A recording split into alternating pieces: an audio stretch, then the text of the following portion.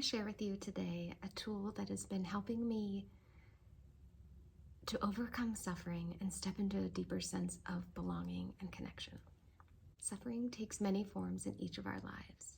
It might be negative self-talk, it might be debilitating fear, it might be a sense of separateness and isolation.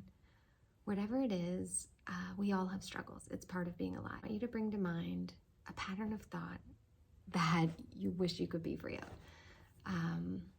Maybe we struggle with lots of different things, but let's just bring one to mind for the purpose of this meditation. Do you have something in mind? Okay, now I'm going to share with you what I'm playfully calling the dirty sock meditation. I'm calling it the dirty sock meditation because these thoughts, like dirty socks, often appear out of nowhere and are hard to get rid of, and nobody really wants to touch them, right? And they keep showing up.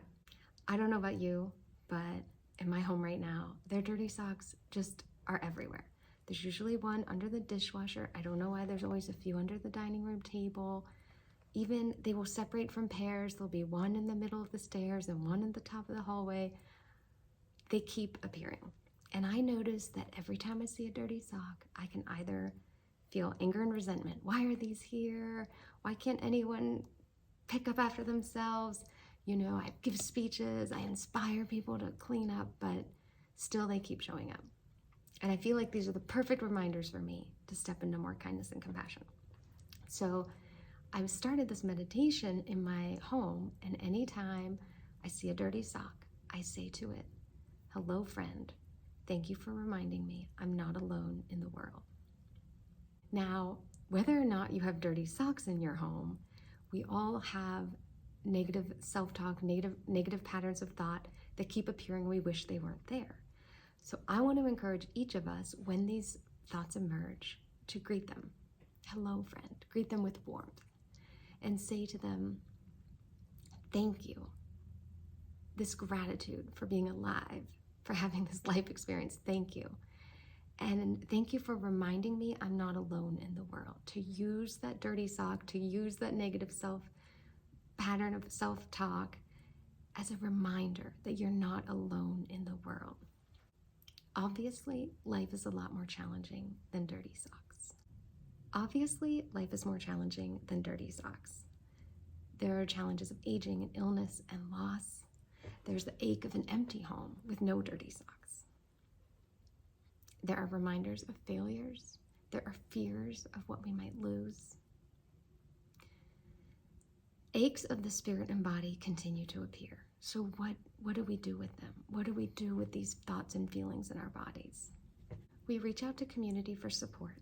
Perhaps we acknowledge these aches as reminders that we are connected to everyone else around the world. When uncomfortable feelings or negative self-talk emerge, I want you to greet them. Hello. Thank you for reminding me I am not alone in the world. So what's the deal with this greeting? Are we just trying to be overly optimistic, toxic positivity? No, this greeting is intended to change us. Let's do a few examples. Let's say the familiar, unpleasant feeling is when you're in a family gathering and you're in a conflict in a conversation. So you might feel your blood boiling. You're going into a rage. You've had this conversation so many times. You guys can't see eye to eye. And you might pause and notice in yourself this feeling of distress. And you say to this part of you that is so agitated, hello, friend. Thank you for reminding me I am not alone in the world. And you recognize that there are other people in other homes having conflicts with family members. And you feel that connection, and you remember it's not just you. You bring tenderness and warmth. Hello, friend. This is not the first time you've felt this way, and it's probably not the last time you'll feel this way.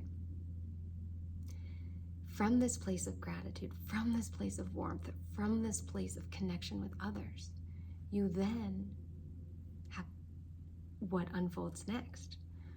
You either, a part of you calms, and you find yourself able to engage. Maybe you say, ouch, that hurts when you say that. Maybe you say, I see things a little bit differently. Maybe you say, I'm feeling defensive. Can you help me understand your perspective?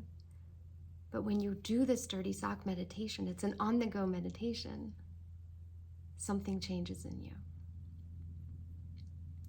Let's say you're in the middle of binge eating or drinking, and you're caught up consuming, and then you step into the self-hatred. What's wrong with me? Why can't I stop doing this? And in this moment, you happen to remember the dirty sock meditation because you hate this feeling, just like you hate a dirty sock under your dining room table.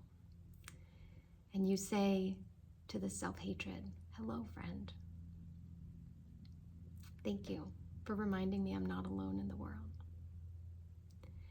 And you bring to mind that other people too are struggling with compulsive behaviors.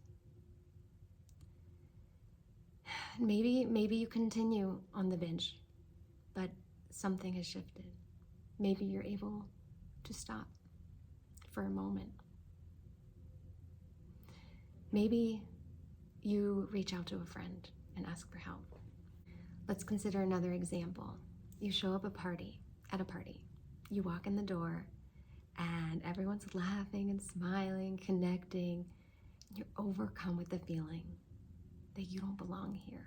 You don't have anything great to say. Your outfit's not as awesome as theirs. You're wearing the wrong shoes. And you have this, you feel yourself shrinking and wanting to disappear. And you remember the dirty sock meditation because you don't like this feeling. And you say to your part of yourself that feels separate and unbelonging, you say, hello, friend. Thank you for reminding me I'm not alone in the world. And maybe you notice someone else who's alone at the party and you're inspired to go talk to them. Maybe something just shifts inside of you and you're able to navigate the space and slowly engage as you're able. This is the dirty sock meditation. It's brief and it's on the go. It's powerful. We greet our experiences. We acknowledge gratitude for being alive. The only reason we're having these experiences is because we're alive. And we use them as a reminder of our connection with others in the world. We move from a place of warm-heartedness, gratefulness, and connection, and we are changed. And then we are empowered to stand up for ourselves, to make healthier choices, to reach out for help, to stand up to injustice or bias or bigotry. When we're able to be present with what really aches, we can then make changes. Anything in our lives can be a tool for awakening. We all have different struggles, and yet we are connected, and we do not struggle alone.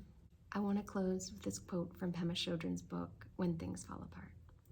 She says, whether we experience what happens to us as an obstacle or an enemy or as a teacher and friend depends entirely on our perception of reality.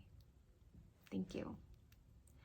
I hope this dirty sock meditation is helpful to you on the go. I would like to acknowledge my teachers, Pema Chodron, Byron Katie, Tara Brock, Mary O'Malley, who I have studied and integrated that led to this offering. Be well, friends. Be kind.